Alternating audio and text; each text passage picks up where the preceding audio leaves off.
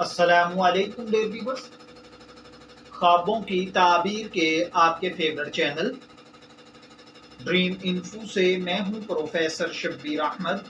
हमारा आज का टॉपिक है ख्वाब में सुरमा, काजल वगैरह देखना।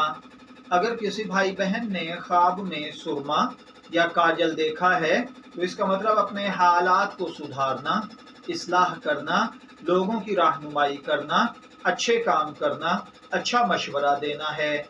अगर कोई देखे कि उसने किसी सुरमा फरोश को देखा है तो इसका मतलब है आप किसी ऐसे आदमी को देखेंगे जो किसी बिगड़े हुए काम में आपकी रहनुमाई करेगा।